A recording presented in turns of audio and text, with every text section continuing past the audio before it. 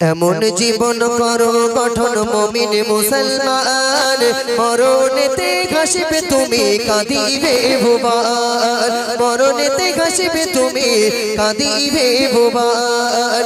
এমন জীবন করো গঠন মুমিন মুসলমান, এমন জীবন করো গঠন মুমিন মুসলমান, মরণেতে হাসিবে তুমি কাঁদিবে ভুবন, মরণেতে ঘাসিবে তুমি কাঁদিবে ভুবন। যখন মারা যাব আমাদের বাড়িতে বাপে একটা গাড়ি আসে, ওই গাড়িটা ড্রাইভার হয় কটা বলেন? কটা ড্রাইভার হয়? চারটে। প্যাসেঞ্জার হয় কটা? এই জোরে বলো কটা? আর একটু জোরে হবে না সবাই মিলে? একটা প্যাসেঞ্জার। একটা মরার পরে একটা গাড়ি আমাদের বাড়ি আসবে, তো সেই গাড়িটা ড্রাইভার হবে চারজনা, আর প্যাসেঞ্জার হব আমি সিরাজুল একা। আহারে, আমাকে যখন নিয়ে যাবে দুনিয়া থেকে সকলের সামনে দিয়ে, আমার গ্রামবাসীরা আমার আত্মীয় স্বজনরা কান্নাকাটি করবে, তবুও আমাকে রাখা হবে না। কবি বলছে দেখুন, একটি গাড়ির চারটি চালক একটি প্যাসেঞ্জার,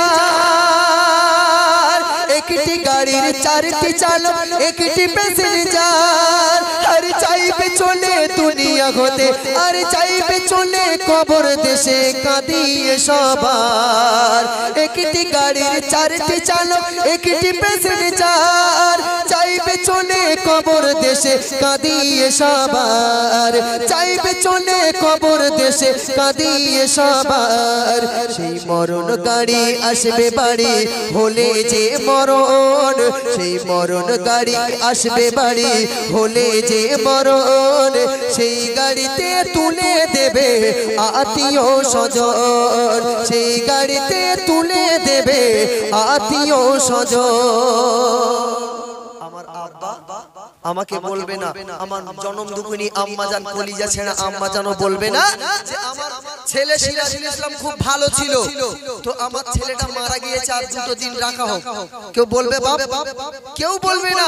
মারা যাবার সঙ্গে সঙ্গে বলবে তাড়াতাড়ি কবরের ব্যবস্থা কর, তাড়াতাড়ি বাঁশকুটি কাট, লাশ না তো খুলে যাবে। বুঝতে পারেননি? আমাদের এই দুনিয়াতে থাকার জায়গা না, তাই কবি বলছে দেখুন, নেই জানালা নেই দরজা এমন কঠিন ঘর, আর দেবে ঢাকি পাশের কাটি তোমার কবর ঘর, দেবে ঢাকি পাশের কাটি তোমার কবর ঘর। নেই জানালা নেই দরজা এমন কঠিন ঘর, দেবে ঢাকি পাশের কাটি তোমার কবর ঘর, দেবে ঢাকি পাশের কাটি তোমার কবর ঘর। দেবে যখন তোমার স্বজন কবরে দাফন, দেবে যখন তোমার স্বজন কবরে দাফন, মন কানে কি আসবে চলে কবরে তখন। আমাদের জিজ্ঞাসা করবে, সওয়ালের জবাব করবে। আমরা যতই হাফেজ মাওলানা হই না কেন, ঈমান যদি না নিয়ে কবরে না যেতে পারি, আমরা এই সওয়ালের জবাব দিতে পারবো না। ঈমানটুকু আমাদের সাথে যদি না যায়, আবার কবরে যাবার সঙ্গে সঙ্গে আমাদের ঢাকা দেওয়ার পরে আমাদের দুটো ফারিস্তা এসে ডাকবে, সিরাজুল ইসলাম ওঠো, দুনিয়াতে তুমি 40 বছর হায়াতে জিন্দেগি পেয়েছো, তো এই 40 বছর জিন্দেগিতে তুমি কি করেছো আজকে তোমাকে লিখতে হবে। তখন ফারিস্তাদের ওই বান্দা বলবে, আমি কি দুনিয়া থেকে খাতা কলম নিয়ে এসেছি, আমি কিসে লিখবো? তখন ফারিস্তারা বলবে, তোমাকে মানে কাফন পরানো হয়েছে, কাফনে দেখো দুটো চাদর দেওয়া হয়েছে লম্বা লম্বা, দেয় তো বাপ? হ্যাঁ, দুটো চাদর দেয় দেখবেন লম্বা লম্বা। তো ফারিস্তারা বলবে, একটা চাদরে তুমি জীবনে যত ভালো কাজ করেছো লেখো। ওই বান্দা তখন ভালো কাজগুলো লিখবে আর হাসতে হাসতে লিখে দেবে। আর যখন বলবে জীবনে যত খারাপ কাজ করেছো আর একটা চাদরে লেখো, ওই বান্দা তখন লিখতে লিখতে চোখের পানিতে কবর ভেসে যাবে, তবুও লিখতে চাইবে না। ফারিস্তারা টর্চার করবে, লিখতে তোমাকে হবেই, আজকে তুমি জীবনে যা করেছো সব তোমাকে আজকে লিখতে হবে। তখন ওই বান্দা কি করছে দেখুন, বলবে এসে তুই ফারিস্তা লেখো জীবনের আমল, আর লিখতে গিয়ে চোখের পানি ঝরবে অনার গাল, লিখতে গিয়ে চোখের পানি ঝরবে অনার গাল। বলবে এসে তুই ফারিস্তা লেখো জীবনের আমল, লিখতে গিয়ে চোখের পানি ঝরবে অনার গাল, লিখতে গিয়ে চোখের পানি চড়বে আনার গাল সেদিন তোমার খাতা হবে তোমারই কাফন সেদিন তোমার খাতা হবে তোমারই কাফন আর মুখের লালা কালি হবে আঙুল হবে যে কলম মুখের লালা কালি হবে আঙুল হবে যে কলম গালে থুতু সেদিনে কালি হবে এবং আঙুলটা হবে সেদিনে কলম তোমাকে লিখতেই হবে দুনিয়াতে জেনা করেছো বেবিজারি করেছো পরের জমিনে আল ঠেলেছো কত মোস্তানি রাহাজানি কত মানুষকে মেরেছো সব তোমাকে লিখতে হবে লেখা হয়ে যাবে ফারিস্তা তোমার ওই কাপড় দুটো নিয়ে তোমার গলায় ঝুলিয়ে দিয়ে চলে যাবে মানে তারা চলে যাবে কপাল যদি ভালো হয় তাহলে বেঁচে গেলে আর কপাল যদি খারাপ হয় বাপ সে মারির কোনো ব্রেক নেই দুটো ফারিস্তা পাঠাবে তাদের কান নেই তাদের জবান নেই তাদের চোখ নেই এত মারবে বাপ সে মারির কোনো ব্রেক থাকবে না তারা শুনতেও পাবে না তো তুমি যতই চিৎকার পাও কানে শুনতে পাবে না ভাই এই দুনিয়া আমাদের জন্য থাকার জায়গা না চলে যেতেই হবে সকলকে কবি বলছে দেখুন আখিরাতের করো কামাই থেকে দুনিয়া আর মনে রেখো দুনিয়া তোমার থাকার জায়গা নয় ওরে মনে রেখো দুনিয়া তোমার থাকার জায়গা নয় আখিরাতের করো কামাই থেকে দুনিয়ায় মনে রেখো দুনিয়া তোমার থাকার জায়গা নয় মনে রেখো দুনিয়া তোমার থাকার জায়গা নয় ছোটা ছোটি দৌড়া দৌড়ি ছোটা চোরি দৌড়া দৌড়ি আজ কিসের আয়োজন ছোটা ছোটি দৌড়া দৌড়ি আজ কিসের আয়োজন সিরাজুল ইসলাম নেবে বিদায় আজ তারই আয়োজন সিরাজুল ইসলাম নেবে বিদায় আজ তারই আয়োজন আমার বাড়ির পাশে আরফাজ ভাই যাচ্ছে যেতে যেতে হঠাৎ লোকজন দেখে জিজ্ঞাসা করছে কি হয়েছে এখানে এত ভিড়ভাট্টা কেন বলে সেই গজল শিল্পী সিরাজুল ইসলাম মারা গিয়েছে তার জানাজার ব্যবস্থা করতে হবে তার কবরের ব্যবস্থা করতে হবে ওই জন্য রান্না বান্না বাঁশখুঁটি কাটা কবরের ব্যবস্থা এই জন্য এত লোক সিজদায়ে কাঁদে মা খাদিজা দুনিয়া ছেড়ে যাবো বেকা সিজদায়ে কাঁদে মা খাদিজা দুনিয়া ছেড়ে যাবো বেকা দয়ার নবীজি বলে ও বিবি কিসের তোমার এ বেদনা তোমার কান্নায় আরশ দুলে যায় বলো মনের কি বেদনা দয়ার নবীজি বলে ও বিবি তোমার কিসের এ বেদনা তোমার কান্নায় আরশ দুলে যায় বলো মনের কি বাসনা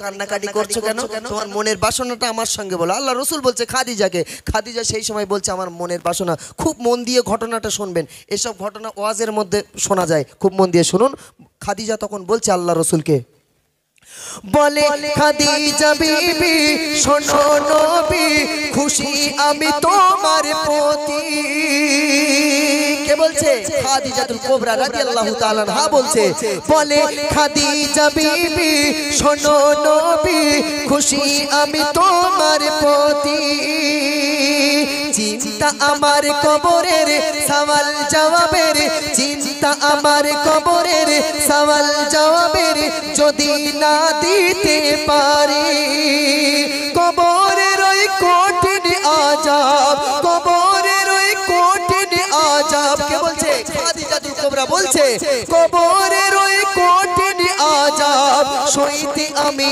পারবো না সিজদায় কাঁদে মা খাদিজা দুনিয়া ছেড়ে যাবো একা ইয়া রাসূলুল্লাহ সওয়ালের জবাব যদি আমি না দিতে পারি আমি কবরে ধরা পড়ে যাব ইয়া রাসূলুল্লাহ তাই সেই কবরের ভয়ে আমি কান্নাকাটি করি আল্লাহ পাক যে খাদিজাকে নিজে স্বয়ং সালাম পাঠিয়েছে সেই খাদিজা কবরকে ভয় করছে তার চিন্তা কবরের আর আমাদের ঘরের খাদিজাগুলোর এদের চিন্তা কিসের কবে মোবাইলে রিচার্জ শেষ হয়ে যাবে ওই চিন্তা স্বামীকে কি করে বলবো এই যদি দুদিন চার দিন লেট হয়ে যায় সিরিয়ালের কি ঘোড়ার ডিম হচ্ছে ও তো মিস্টেক হয়ে যাবে বুঝতে পারেননি তারা স্বামীর কাছে কি আবদার করেছে মরার পর তিনি দুনিয়া ছেড়ে বিদায় নেবে স্বামীর কাছে কি চাইছে মনোযোগ সহকারে শুনুন এই কথা শুনে নবী বলে বিবি, এই কথা শুনে নবী বলে বিবি, চিন্তা তুমি করো না।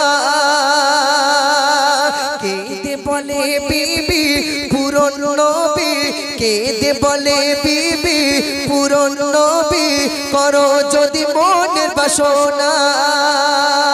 কবর ঘাসল পুলসিরাতে, ওরে কবর ঘাসল পুলসিরাতে, চিন্তা আরে রবে না। সেজদায় কাঁদে মা খাদিজা, দুনিয়া ছেড়ে যাবো একা। খাদিজা তুমি কি শুধু কান্নাকাটি করে যাবে, না আমাকে বলবে তুমি কেন কান্নাকাটি করছো, তোমার কি চাহিদা, কি মনের আশা সেটা আমার সঙ্গে বলো। খাদিজা সেই সময় বলছে, ইয়া রাসূলুল্লাহ, ইয়া হাবিবাল্লাহ, কবর বড় শক্ত জায়গা, কবর বড় কঠিন জায়গা, ইয়া রাসূলুল্লাহ আপনি যদি আপনার মাথার পাগড়িটাকে নিয়ে আমাকে যদি কাফন বানিয়ে দেন, ইয়া রাসূলুল্লাহ সবাই মাটি দিয়ে চলে যাবে, আপনি যেন যাবেন না, ইয়া রাসূলুল্লাহ আপনি আমার কবরটা একটু তাকিয়ে তাকিয়ে দেখবেন। কবি বলছে দেখুন কত সুন্দর ভাষায়, তোমার পাগড়ি আমার কাফন, এই শোনা, তোমার পাগড়ি আমার কাফন, তোমার কদম যেন মোর কবরে পড়ে। কে বলছে? খাদিজাতুল কুবরা বলছে, তোমার পাগড়ি আমার কাফন, তোমার কদম যেন মোর কবরে পড়ে। সবাই মাটি দিয়ে আসবে চলে, থেকো নবী মাথার পাশে, নবী দাঁড়িয়ে আছে মাথার পাশে, ওগো নবী দাঁড়িয়ে আছে মাথার পাশে, মুনকার নাকির আসে না।